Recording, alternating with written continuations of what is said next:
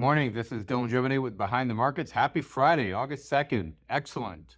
We finally got to the weekend. Short week for me, but I'm feeling better after these travels. So today, yesterday, I want to talk about these weight loss drugs. Yesterday, Eli Lilly reported that its weight loss drug basically reduced cardiovascular death by 38% when compared with a placebo. And, it really speaks to the way that these drugs and drugs like Ozempic or Manjaro or ZepBound, these weight loss drugs from Lilly and Novo and others that are rushing into the race are really starting to change the world in ways that most people still don't quite understand. I want to spend a minute talking about that today. Right now, these drugs are being investigated for kidney disease, sleep apnea, diabetes, obviously, and a bunch of other things. And they're really, really proving to be effective. I've not seen one trial where the drug hasn't had a positive input or a positive outcome on the thing that it's being tested for. And look, let's be real. As someone who has struggled with weight his whole life, I can tell you right now, you don't got to be a rocket scientist to realize that losing weight is very, very helpful. And it seriously knocks out a lot of these things. But one of the things that I've been really thinking about in the past few months, and I missed this, we called and recommended Lilly and Novo last year, and we're up over 100% in each position. But I didn't, and I admit this, I didn't understand the full ramifications of all the knock-on effects that these drugs were going to have. I just knew they were going to be huge. I was just imagining influencers on TikTok and Instagram convincing teenage girls to take weight loss drugs. And I was like, this is going to be the biggest freaking thing that ever hit the world. What I didn't really fully understand is like I said, the ripple effects of how this really is going to affect so many other things. Let me give you a couple here, and I wrote down some of the funnier ones. United Airlines came out and said that they expect to save $80 million a year as Ozempic gets people to lose weight. They say that they'll save $80 million a year in fuel costs if the average passenger weight fell by 10 pounds. Wow, who knew? Walmart said Ozempic is making people buy less food. They're actually seeing average ticket prices go down, which is crazy to me.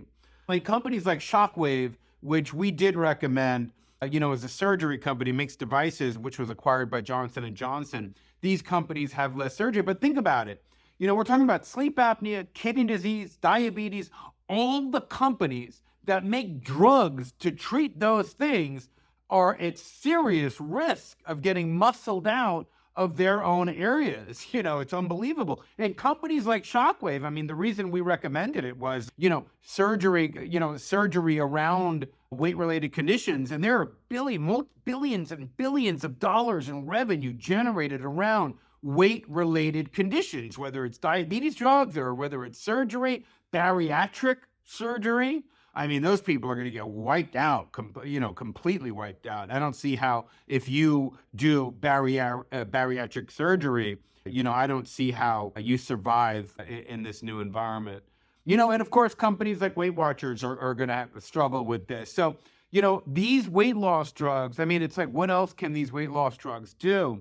And it's really interesting. One of the other things that I read the other day was that weight loss drugs like Ozempic are just one way to really attack the obesity epidemic in our country. But, one of the other ways to attack the obesity epidemic is really we eat too much sugar. So there's a whole new generation of biotech companies out there that are investigating ways that they can add a molecule to sweets, to the Hershey bar, let's say, that you eat.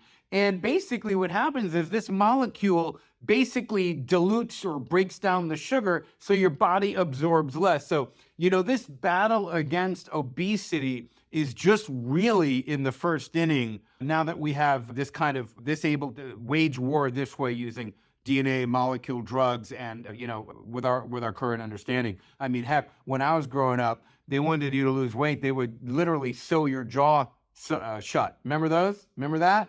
People would walk around like, they could only drink liquids, and the minute their jaw got unhitched, they'd balloon right back up. Or they'd send you to fat farms, which was always a threat that was thrown around when I was a kid because I was a fat kid growing up. But anyway, these weight loss drugs are going to have tremendous knock-on effects in ways that we just don't fully comprehend yet.